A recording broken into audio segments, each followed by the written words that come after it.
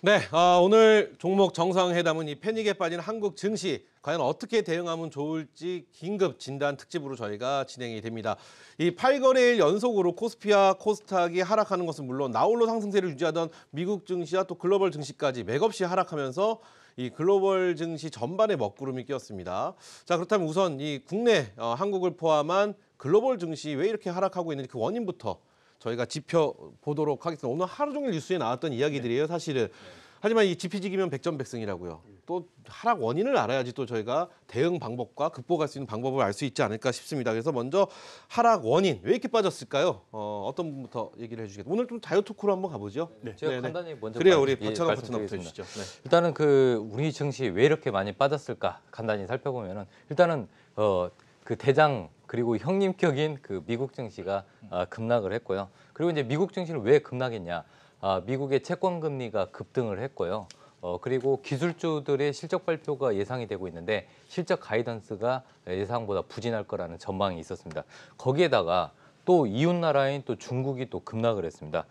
그리고 이제 중국 증시는 뭐 스파이칩 이슈로 인해서 중국에서 기술주들이 또 폭락을 했고요. 그리고 이제 투매가 투매를 부르는 그 시장의 불안감과 공포감, 이 그 투자 심리 부분도 영향을 미쳤다고 생각합니다. 마지막으로 우리 시장 올라갈 때 못 올라갔던 이유 중에 하나가 공매도였는데 공매도도 역시 오늘 또 시장을 많이 괴롭혔습니다. 그래서 간단히 이렇게 압축을 해서 한번 생각해 볼 필요가 있고요. 시장 지금 어렵지만은 뭐 단순히 지금 현재 저점이다 이렇게 말씀드리는 것보다 일단은 대응을 하시면서 천천히 지금은 내일부터 그리고 월요일까지는 좀 분할 매수 하셔도 되지 않을까. 너무 공포감에 사로잡아서 좀 이성을 잃지 마시고 저는 좀 꼭 지금 매도할 때는 아니라고 생각합니다. 그 부분을 꼭 말씀드리고 싶습니다. 네. 그래요. 지금 말씀 중에 전략까지 좀 말씀을 해주셨는데 그건 네. 저희가 잠시 후에 좀 더 예, 자세하게 예. 좀 더 들여다보기로 하고 그럼 우리 명성욱 파트너께서 생각하시는 저희의 하락 원인, 우리 시장의 하락 원인 어떻게 보면 너무 원인이 많이 나오다 보니까 네. 어떤 원인이 주된 원인으로 좀 생각되시나요? 그렇죠. 이제 지금 사실은 굉장히 힘들고 좀 어려운 그런 사안입니다. 사실 미 증시가 이제 어젯밤에 급락의 모습을 보였지만 우리 시장은 미 증시가 뜰 때에도 사실은 힘겨운 모습이었죠. 또 신흥 시장이 좀 안정을 찾을 때에도 좀 어려운 모습을 보여서 상당히 지금 염려가 됩니다. 당연히 이제 이런 그 해외 시장이 뜨는데도 뜨지 못했으니까 급락의 모습이 전개되면서 우리 시장도 급락의 모습인데 가장 좀 힘겨웠던 부분은 최근에 이제 외국인들의 매도가 8거래일 연속 그냥 빠지는 모습이에요. 딱 8거래일 지금 빠졌습니다. 네. 그리고 또 우리 시장의 버팀목은 어떻게 보면 기관이 해줘야 되거든요. 물론 시장이 경기가 나쁘고 여러 가지 복합 요인이 있지만 기관이 사실은 요즘 하는 거 보면은 좀 상당히 좀 아쉬움이 많이 있습니다. 우리 국내 기업에 좋은 회사들 이런 기업들을 갖다가 매수해도 충분히 좋은 수익을 낼 수 있는데 지금 어떻게 보면은 국내 주식을 많이 팔고 해외로 자꾸 가는 게 네. 이게 좀 개인적으로 마음에 안 들고요. 근데 이제 그나마 최근에 또 외국인 8거래일 연속 매도하는 가운데 기관이 4거래일 연속 또 매수를 하더라고요. 그래서 이제 조금 기관의 수급이 좀 안정이 된다라면 해외 시장 급락에 따른 동반 급락이 전개됐지만 안정을 찾을 것이다. 지금 여러분 미국의 S&P나 나스닥 선물의 모습을 보면은 오늘 급락의 장이 전개되는 우리 시장에서 걔네들도 급락했어요. 네. 그러니까 미국 증시가 어제 급락했지만 장중에 보이는 선물의 흐름도 미 증시는 오늘 장중 1%가 넘는 급락이니까 무언가 안정을 찾으려는 그런 지표를 보는 많은 사람들이 오늘도 지금 선물도 이렇게 급락을 하니까 안 되겠구나. 그래서 이제 시장이 전체적으로 뭐 빠졌지만 지금은 보면은 마이너스 1% 넘는 선물 지수가 다 지금 플러스로 지금 전개되고 있습니다. 그래요? 그러니까 오늘 밤에는 뜰 확률이 높죠. 네. 그러면 오늘 많이 빠졌으니까 내일 어떻게 돼요? 저들이 뜨면 또 우리도 떠야 그렇죠. 되는데 그게 또 약간 걱정이 되기는 하지만 위축될 사안은 아니다 이렇게 말씀을 드립니다. 그래요. 말씀대로만 되면 좀 희망이 보일 것도 같은데 그렇죠. 답답해집니다. 자, 우리 신학수 파트너 어떻게 보고 계시는지 짧게 부탁드릴게요.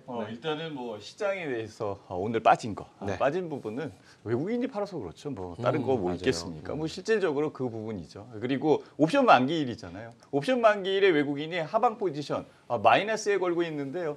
내리면은 수익인데 당연히 밀어내렸겠죠.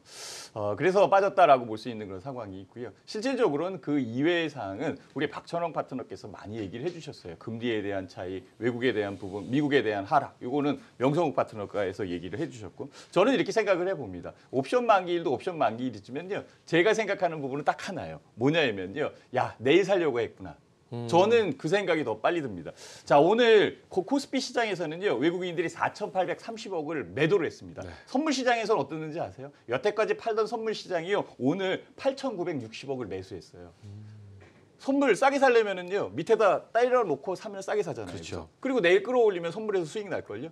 숏하고 롱에 대한 전략적인 부분에 의해서 외국인들이 현재 시장에 한국 시장에 헤게모니를 쥐고 있기 때문에 쥐락펴락 하고 있는 그런 상황이거든요. 이 부분이 해외 증시에 대한 불안감으로 들어오는 그런 여건이기 때문에 개인 투자자들은 굉장히 불안하잖아요. 불안한 부분을 아주 이용을 해서 수익을 낼 수 있고 뽑아갈 수 있는 대로 다 뽑아가는 외국인들의 매매 패턴. 이 부분에 제동을 걸 수 있는 진짜 제도적인 부분이 있어야 되지 않을까 저는 그렇게 생각하는데요. 네. 어쨌든 외국인이 매도를 해서 그렇고요.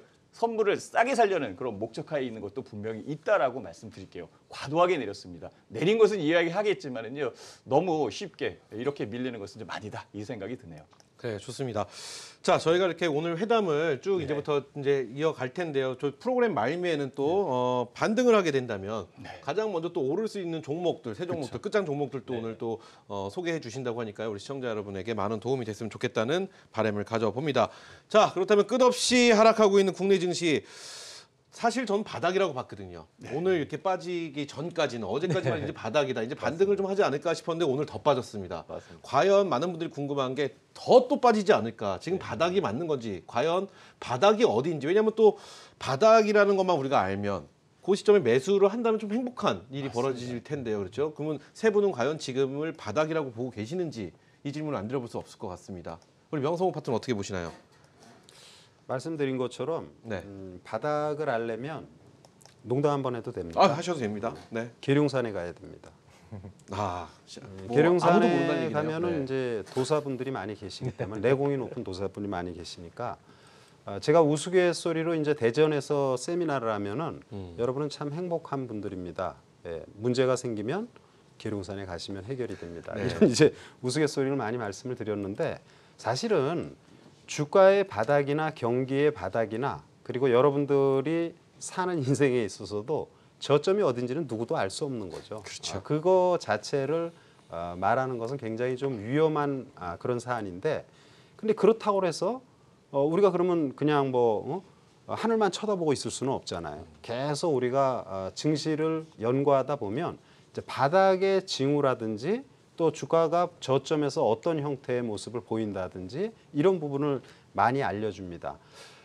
첫 번째로 이제 대중적인 거 오늘 시장이 많이 빠져가지고 지금 검은 목요일이다. 물론 이제 우리 시장만 빠진 게 아닙니다. 그렇죠. 글로벌 시장이 다 빠진 거예요. 네. 전체적으로 다 빠져서 모든 투자자들은 패닉 상태에 빠지지 않으면 사실은 정상이 아닙니다. 그런데 이런 시장의 급락을 여러분들이 되고 싶은 워런 버핏이라든지 불세출의 우리가 명인이라고 하는 피터 린치나 앙드레 코스톨라니, 증권왕 로브라든지 이런 평생에 걸쳐서 천문학적인 돈을 버는 사람들은 과연 우리 시장에서 오늘 투자를 했다라면 현금만 다 갖고 있었을까? 택도 없는 소리입니다. 다 주식 갖고 있습니다. 버핏도 지금 주식을 그대로 다 갖고 있는 거예요. 이런 위험을 이겨내면서 결국은 5년 후, 10년 후에는 상상을 초월하는 수익을 냅니다. 그런 투자자가 되기 위해선 오늘과 같은 일은 앞으로 투자하면서 수도 없이 겪게 됩니다. 어찌 좋은 날만 있을까요? 항상 어렵고요. 그렇죠. 그리고 주가가 많이 빠지면 구자가 어떻게 됩니까? 참혹합니다. 참혹하면 사람한테 가장 중요한 게 뭡니까? 이 기거든요. 기가 빠져버린다고. 그렇죠. 그래서 바닥에서 앞이 안 보이는 거야. 바닥에서 만약에 우리 신학수 파트너하고 찬홍 파트너는 바닥에서 팔지는 않겠지만 이제 만약 제가 이제 종목을 잘못 추천해서 주가가 많이 빠졌다. 네. 그러면 저를 굉장히 많이 원망을 하겠죠. 여러분들이 누구를 원망하고 욕하고 싶고 막 이런 시점에 한 말씀 드립니다. 휴먼 인덱스가 되지 마십시오. 욕하면 안 됩니다. 욕하는 순간 욕은 언제 합니까? 욕을 언제 해요? 글쎄요, 이건 언제 해야 될까요? 패닉 상태일 때. 욕을 할 때는 자기의 가치관이 무너질 때 내가 그렇죠. 갖고 있는 어떤 이성관이나 어떤 기본적인 자기의 가치관을 상대가 무너뜨릴 때 그때 욕이 나오는 거죠. 네. 여기까지는 참다가 주가도 마찬가지예요. 여러분들이 누구를 탓할 때에는 주가가 자기 감정을 이 컨트롤할 수 없을 정도로 빠졌을 때 오늘 같은 날 네. 그 욕을 탁 하거든요. 그렇죠. 근데 거기가 심리적으로 딱 바닥인 거예요. 그래서 제가 서두에 말씀드린 게 미증시가 오늘 장중에 만약에 미증시의 선물이 플러스권이었으면 세계 시장은 이게 많이 빠졌기 때문에 그걸 빌미로 막 이렇게 많이는 안 빠졌을 거예요. 근데 미증시 빠질 때 우리 시장이 미증시가 1% 수준 빠질 때 우리 시장이 거의 마감 무렵이 돼가지고 제가 이게 딱 혼자 생각한 게 우리 방에서도 이제 패밀리들에게 그런 말 했습니다. 이 선물 지수를 오늘 잘 봐야 된다. 지금 많이 빠졌다. 근데 아니나 달러 지금 보니까 플러스로 지금 다 전개되고 있거든요. 그럼 오늘 밤 뜨면은 내일 또 뜨는 거죠. 그래서 지금 바닥의 징후는 여러분들 스스로가 알고 있는 겁니다. 패닉 상태에 빠졌다. 내가 진짜 도저히 참기 어렵다. 이러면 심리적으로 거의 바닥이라는 말씀 드립니다. 네, 그래요. 정말 근데 전 세계가 다 동시에 빠져버리고 지금 가상화폐까지 다 빠졌다고 하더라고요. 그러니까 진짜 오르는 건 혈압밖에 없다. 뭐 이런 막 농담들만 하고 계시고 하셨는데 그래요. 좀 이렇게 좀 마인드 컨트롤이 좀 필요하지 않나 이런 생각도 한번 해봅니다. 자, 그럼 우리 신학수 파트너 네. 바닥 계룡산이라고 말씀하셨습니다. 네, 바닥 어디라고 예상하시나요? 일단은 명성욱 파트너께서 심리적인 부분을 얘기를 해 주셨으니까요. 저는 지표적인 부분을 하나 짚어드릴게요. 좋습니다. 저는 환율이라고 생각합니다.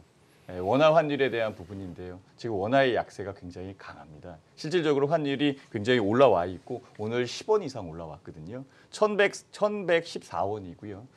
실질적으로 원화에 대한 상승, 즉 원화가 약세를 보이는 부분은 이 부분을 막아낼 수 있는 여건을 만들어야 되는 거죠. 실질적으로 외국인들에 대한 매도, 외국인들이 한국 시장에서 팔고 나갈 수 있는 그런 여건, 이런 것들은 실질적으로 미국과의 금리 차이 때문에 그렇거든요.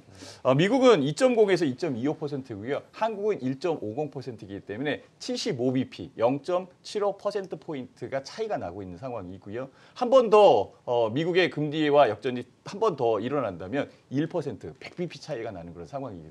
이 정도면 한국 시장에서 투자해서 이익 내는 것보다는 미국 시장으로 가는 게 훨씬 더 낫다라고 볼 수도 있는 그런 상황이 만들어집니다. 네. 그래서 이 환율에 대한 역전 현상, 그리고 금리에 대한 역전 현상, 그리고 환율에 대한 안정적인 측면이 제일 중요하지 않겠느냐라고 생각을 하는데요. 네. 다음 주에 무슨 일이 있는지 아세요? 18일 날 금통위의 금리 결정이 있습니다. 네. 한국은행의 금리 결정이 있거든요. 요 부분을 전후로 해서 저점이 나올 수 있습니다. 그러니 조금만 참아내면 되지 않을까. 저는 지표적인 부분으로 설명을 드리겠습니다. 살짝 밖의 얘기인데요. 네. 다음 주에 있을 금리 어떻게 예상하시나요? 저는 상승을 시켜야 되는 게 맞지 않느냐. 실질적으로 금리가 올라온다고 해서 주가에 대한 부분에 부담이 되는 건 맞아요. 그렇지만 금리가 올라오는 부분을요, 합리적 기대 가설에 의해서 알려주기 시작하면 이성적인 판단을 하는 투자자들, 개인들 같은 경우에는 다 거기에 맞게끔 움직이거든요. 왜 그 부분을 진짜 한국의 그 투자자들이 굉장히 수준이 높습니다. 이 부분을 너무 낮게 평가하는 거 아닌가. 바로 엊그제만 해도 가계 부채 때문에 못 올린다라고 했다가 바로 어제 진짜 한국은행에서 실질적으로 금리 올릴 수밖에 없습니다. 거시경제 지표에 대한 부분을 명확하게 보고 시스템적으로 안정을 시켜야 됩니다. 이렇게 얘기가 나오지 않습니까? 네. 물론 이번 달에 금리가 안 오를 수도 있어요. 그렇지만 금리에 대한 뉘앙스는 나올 수 있는 거고요. 그 뉘앙스에 의해서 안정을 찾을 수만 있다면, 심리적으로 안정을 시킬 수 있는 그런 여건만 나온다면 한국 시장 정말 저평가돼 있거든요. 저평가돼 있는 부분 낮게 살 수 있지 않습니까? 그래요. 명성욱 대표님이 얘기한 것처럼 워렌 버핏이 왔다면 진짜 세일 구간이다라고 살 수도 있는 그런 여건이니까요. 우리 견뎌낼 수 있는 부분까지는 조금만 더 견뎌낼 수 있게끔 만들어가는 게 맞지 않겠느냐, 이 생각을 해봅니다. 좋습니다. 자, 그럼 우리 박찬홍 파트너는 네. 어떻게 생각하시는지 또 궁금해진다. 지금 네네. 바닥 네. 이야기를 쭉 하고 있는데 예. 바닥이라고 보시나요? 아니면은 예. 좀 더 봐야 되나요? 네. 일단은 저는 이제 기술적 부분에 대해서 말씀드리겠습니다. 네. 두 파트너님께서 일단은 다양하게 얘기해 주셨고요. 저는 기술적으로 봤을 때 오늘 공교롭게도 코스피 지수가 2129에서 2130포인트, 즉 2130포인트를 이탈하면서 2129.67포인트로 끝났는데요.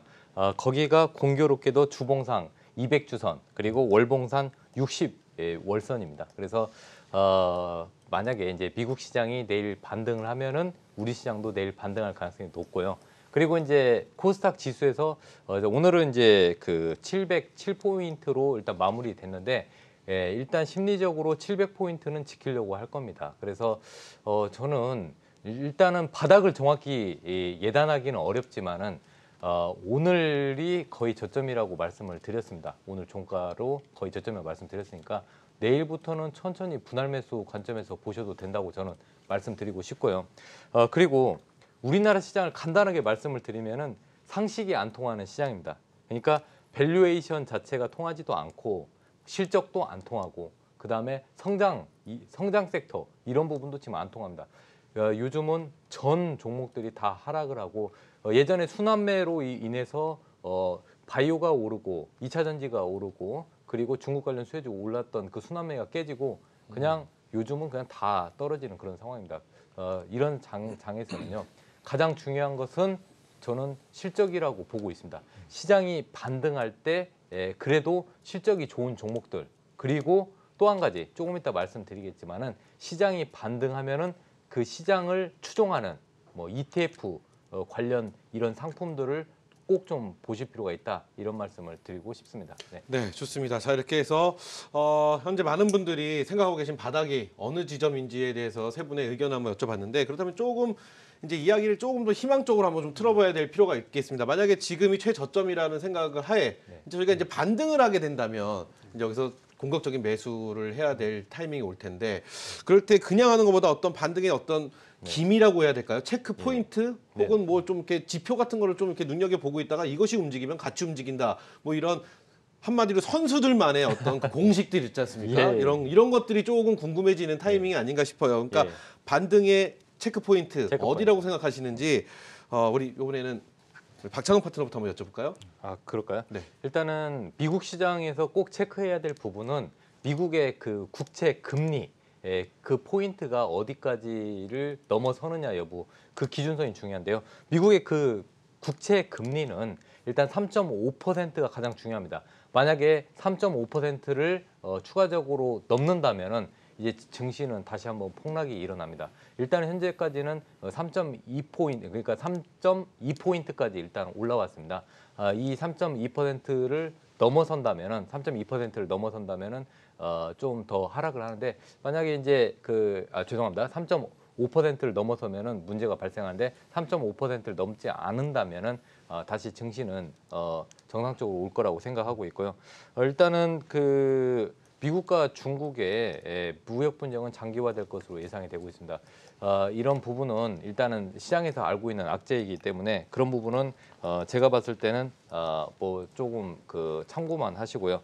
자, 중요한 것은 아까 신학수 대표님 말씀하신 대로 환율 부분, 환율이 또 1,150원, 원달러 환율이 1,150원을 넘어서면 또 문제가 생깁니다. 그래서 환율 부분은 1,150원을 기준으로 삼으시고요. 네. 일단은 저는 간단하게 두 개, 아까 미국의 국채 금리 3.5%를 넘냐 안 넘냐 그 부분, 그리고 환율 부분에서는 원달러 환율 부분에서는 1,150원을 넘냐 안 넘냐 이 부분을 좀 체크하시면 될 것 같습니다. 그 두 부분을 체크하고 있다가 그렇죠. 반등이 나오면 네. 그때는 타이밍이다. 그때는 매수를 하셔야죠. 네. 그래요. 좋은 팁 지금 하나씩 지금 많은 분들이 적고 계시는데 걱정하실 필요 없는 게 저희가 또 2시에 재방송을 또 한 번 더 합니다. 네, 맞습니다. 재방송이니까 그거 보셔도 충분히 많은 정보를 얻어가실 수 있지 않을까 싶습니다. 자, 그럼 이번에는 명석 대표님의 이야기 한번 들어볼까요? 뭘 좀 이렇게 지표를 좀 확인해 보면 반등의 포인트를 알 수 있을까요? 그게 뭐 선수들만의 보는 지표가 있다고 얘기하는데 저는 그런 거 없습니다. 가장 기본에 충실해야 되고요. 네. 뭐 지금 우리가 미국의 금리가 인상이 되니까 금리 차가 일어나기 때문에 외국인 자금이 빠져나가는 건 이제 가장 기본적인 내용이죠. 그래서 외국인이 지금 단기에 8거래일 우리 시장 급락의 8거래일 동안 2조가 넘는 이런 매도의 모습이잖아요. 그러니까 어떻게 보면 가장 현실적인 지표는 수급이에요. 근데 이 수급인데 수급이라는 게 항상 그렇습니다. 외국인만 투자하는 게 아니라 기관도 투자하고 개인도 투자합니다. 근데 이제 개인은 좀 힘이 좀 약하죠. 항상 보면은 이제 거꾸로 하는 이런 모습을 보이는데 기관이 기관의 역할을 잘해줘야 됩니다.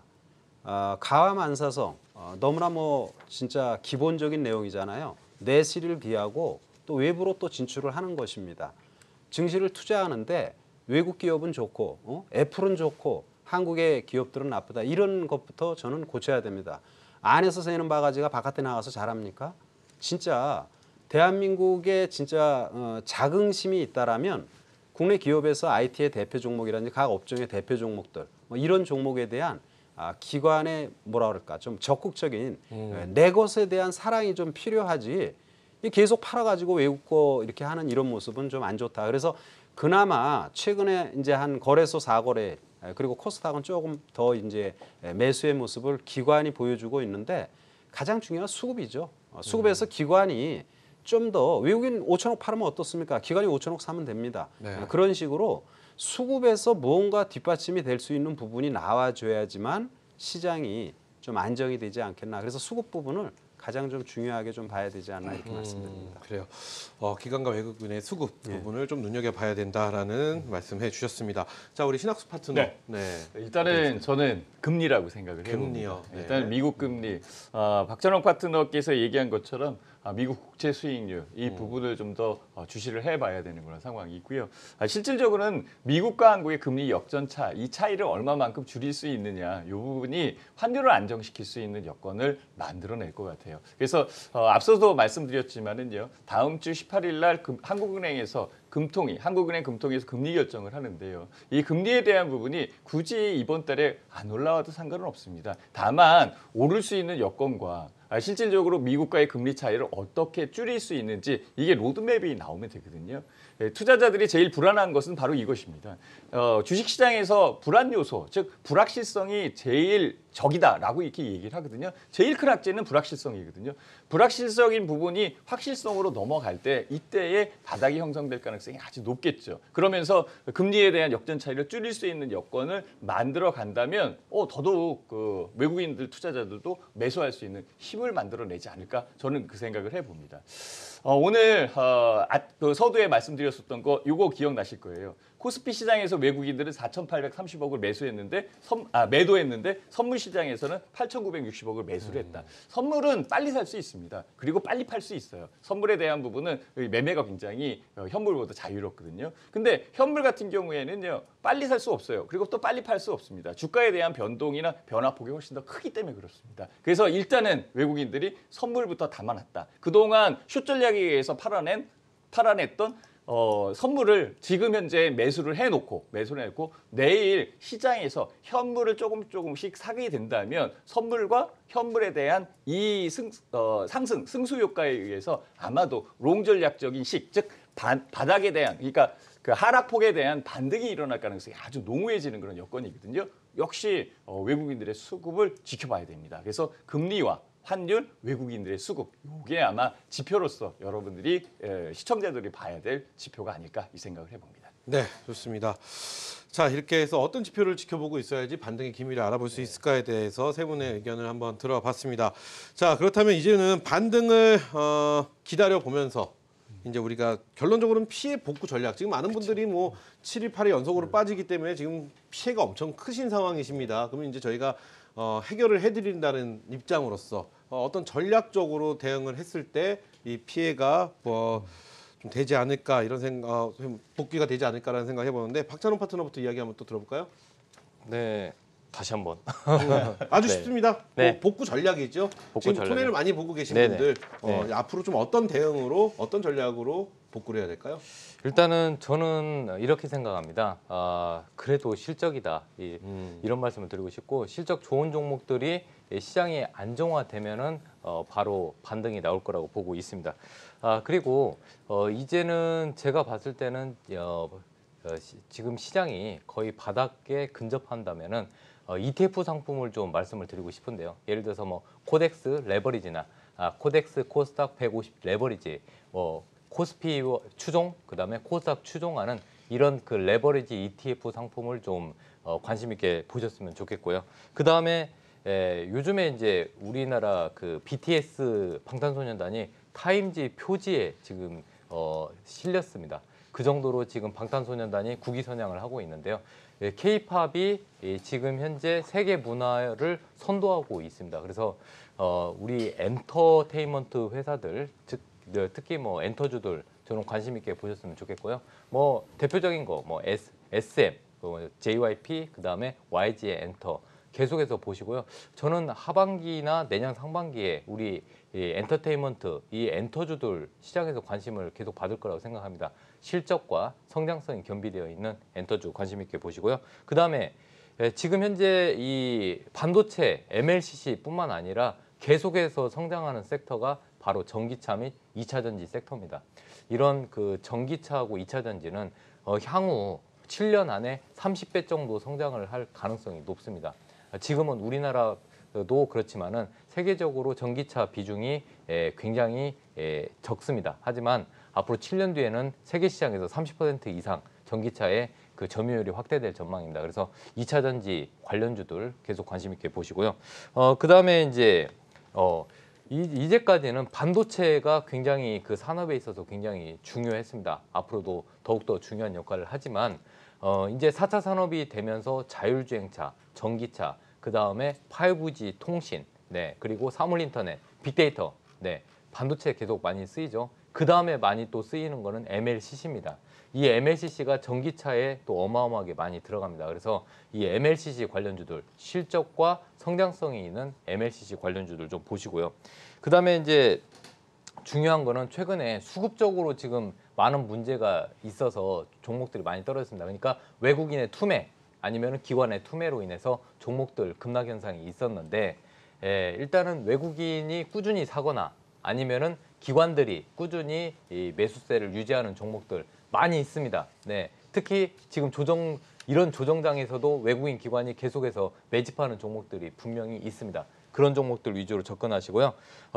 그리고 마지막으로 말씀드리고 싶은 것은 이렇게 베어마켓, 즉 약세장에 진입을 한다면은 포트폴리오를 압축하실 필요가 있습니다. 저희 쪽도 일단은 압축을 했는데요. 포트폴리오에서 종목들 지금 현재 장이 좋을 때는 이렇게 포트를 다양하게 구성을 해도 좋지만 이렇게 베어마켓에 진입을 한다면은 포트폴리오를 압축을 하셔야 됩니다. 압축을 해서 투자를 해야만이 집중도도 높이고 그리고 수익률도 마이너스에서 플러스로 전환이 될 수 있습니다. 그래서 이런 베어마켓에서는 포트폴리오를 꼭 압축하자 이런 말씀을 드리고 싶습니다. 여기까지 말씀드리겠습니다. 네, 좋습니다. 자, 다음은 우리 신학수 파트너 네. 피해 복구 전략 혹은 향후 전망 어떻게 예측하시나요? 일단은 뭐 시장에 대한 분석을 명확히 해야지 그러니까 피해를 복구할 수 있는 그런 전략적인 부분이 나오는데요. 저는 지금 현재 주가 하락은 시장 리스크로 봅니다. 즉 체계적인 리스크로 본다라고 말씀을 드릴 수 있는 그런 상황이죠. 체계적인 리스크는요. 내가 갖고 있는 것도 빠졌고요. 개인 투자자들이 갖고 있는 것도 빠졌고 시청자분이 갖고 있는 것도 빠졌어요. 반대 또 얘기한다면 외국인이 갖고 있는 것도 빠졌고요. 기관이 갖고 있는 것도 빠졌거든요. 시장 전체가 내린 거예요. 시장 전체가 내렸는데 나 혼자 내 것만 빠졌다라고 생각을 하지 마세요. 다 전반적으로 내린 거죠. 물론 오른 종목도 있겠지만요. 그건 특수한 그런 상황이고요. 전체적으로는 갖고 있는 모든 자산들이 축소되고 빠져있는 그런 상황이다라고 보시면 됩니다. 자, 이 부분에서 보유 종목 간 제일 중요한 것은 박찬홍 파트너가 얘기한 그 슬리마 전략이거든요. 종목을 줄여야 되는 그런 상황인데 내가 갖고 있는 보유 종목을 이렇게 한번 살펴보세요. 그래서 그 종목에서 상대 강도, 이 종목별 상대 강도가 낮은 것들이 분명히 있습니다. 내가 이거 3개월 전에 갖고 있었는데 6개월 전에 갖고 있었는데 아직도 움직이지 않았어. 이게 내일 반전을 한다고 올라올 수 있는 그런 여건이 안 되거든요. 반등을 할 때는 다 올라오겠지만요. 반등한 이후에 추가적으로 더 올라올 수 있는 부분은 그것이 아니라는 얘기죠. 그렇다면 실질적으로 종목을 5종목 있으면은 그 종목에서 그 5종목에서 3종목 정도를 줄여서 2종목으로 압축시킬 수 있는 그런 전략적인 부분이 필요하다라고 말씀을 드릴 수 있습니다. 그게 바로 슬리마 전략이고요. 그게 바로 종목을 교체할 수 있는 절호의 기회일 수 있다는 거죠. 내가 갖고 있는 종목보다 상대편이 갖고 있는 종목이 좋다라면 내 종목을 포기하고 상대 종목의 주식을 치안하고 바꿔놓는 것도 하나의 방법이 될 수 있다라고 말씀을 드릴 수 있고요. 그래서 선별을 한번 해보셨으면 좋겠어요. 선별적인 부분에는 박찬욱 파트너께서 여러 가지 종목의 업종군을 얘기해 주셨으니까 저도 그 부분에 포함되는 것들이 분명히 있는 그런 상황이고요. 저도 좋아하는 주식들이 있습니다. 다만 여러분들이 확인할 수 있는 것은 주가는 내재 가치에 수렴하게 돼 있습니다. 내재 가치가 확실한 것들, 수익이 확실하게 느는 것들. 지금은 실적 시즌이고 실적에 관련돼 있는 종목들 위주로 해서 선별을 해놓고 여러분의 계좌를 보고 압축을 시킬 수 있는 그 전략적인 부분이 바로 피해 복구할 수 있는 기회를 주는 것이 아닐까 이 생각을 해봅니다. 네, 좋습니다. 자, 이렇게 해서 우리 신학수 파트너의 이야기 들어봤고요. 우리 마지막으로 명성욱 파트너의 이야기 궁금해집니다. 예, 여러분 뭐 빨리 지금 손실이 많이 크신 분들 복구를 했으면 좋겠는데 일단 저는 시장이 많이 빠졌지만 이제부터는 위축될 사안 아니다 말씀을 드렸고요. 그리고 미국의 선물 지수가 지금 마이너스 1.5% 수준에서 플러스로 전개되는 이런 모습을 보여서 시장은 위축될 사안 아니다 말씀을 드립니다. 그러면 이제 우리가 어떤 종목으로 집중을 할 것인가? 저희 전투단에서 생각할 때는 앞으로 중장기 성장 산업에 관심이 좀 필요하다는 판단입니다. 단연 제약 바이오가 될 것입니다. 제약 바이오는 어떻게 보면은 바이오 기업들은 영업이익이 거의 없는 경우가 굉장히 많아요. 1년에 뭐 100억, 200억 이렇게 손실을 보는 이런 기업들도 상당히 많습니다. 그런데 이 산업은 앞으로 중장기적으로 상당히 좋아질 수밖에 없고 그래서 제가 이런 말을 하면 어떻게 들을지 모르겠습니다. 진시황만 불로초를 찾을까요? 인간의 어떤 속성, 욕망을 생각하면 지금 그 제약 바이오는 우리가 질병을 치료하는 것을 넘어서 앞으로 좀 삶이 좀 윤택하게 되는 것, 좀 건강하게 살고 이런 좀 약간 긍정적인 부분으로 보면은 건강한 사람이 더 이용할 수 있는 좀 더 약간 속물적으로 얘기하면 돈 많은 사람이 이용하는 이런 부분이 될 것입니다. 그래서 이런 욕망의 그런 부분을 생각을 해본다면 제약 바이오는 상상을 벗어날 수 있는 그런 성장 산업으로 우리가 좀 깊이 있게 연구를 해야 된다 말씀을 드리고요. 이제 두 번째는 이제 전기차는 우리 찬홍 대표나 뭐 신학수 대표 얘기한 것처럼 마찬가지죠. 전기차는 대세잖아요. 근데 전기차가 많이 빠졌잖아요. 대세인데 많이 빠져. 이게 많이 빠졌을 때 사지 않고 꼭 주가가 왕창 올라가고 나면 전기차 떠들면 그럴 때 관심 갖는데 외면할 때 남들이 외면할 때 취하고 남들이 달라들 때 그때 떨쳐버리는 이런 전략을 여러분들이 사용해야 됩니다. 그리고 집중 투자는 당연합니다. 자파상처럼 10개, 20개 이렇게 해가지고 주식이 어떻게 됩니까? 가지 많은 나무 바람 잘 날 없다고 주식을 투자할 때 또 재산을 관리할 때에도 집중적인 투자는 너무나 중요하다. 그리고 중점적으로 중장기 투자가 있지만 우리가 재미도 있어야 되니까 적은 금액으로는 단기를 겸해서 이렇게 하면서 하면은 우리가 충분히 이번 기회가 전화위복의 계기가 되지 않겠나 이런 말씀을 드립니다.